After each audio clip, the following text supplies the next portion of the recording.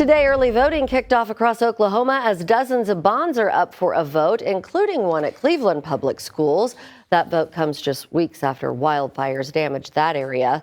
But tonight we are focusing in on a $4.1 million bond for Krebs Public Schools. More classrooms, a storm shelter, and a playground, moving it to a safer spot. Those are all on the ballot.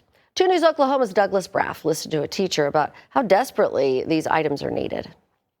As you can see, when we're full, it's a tight space. Amy Snell has taught kindergarten here for 26 years. Back in 1999, she tells me they used to have about 15 kids per classroom. That number has only grown. I have between 19 and 20 kids normally at this point. 19, 20 kids, I mean, is that a bit much for you? It is, and in this small space, there's not as much time for one-on-one with the students, that I would like to do. Whereas if there were smaller classroom sizes, I could pull them more often and work with them more independently, which is what we want, a better learning situation for the kid. With the number of students rising from roughly 370 to 435 in about a decade, adding 4 more classrooms is a big-ticket item for Krebs Public Schools, something an upcoming bond election would fund. We are at capacity.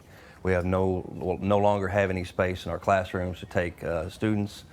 We have elementary age students in classrooms in our junior high hallway because that's the only open spaces we had. But that's not the only thing this K-8 district plans to use the $4.2 million for.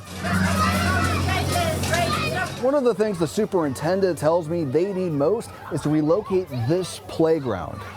This is Highway 31.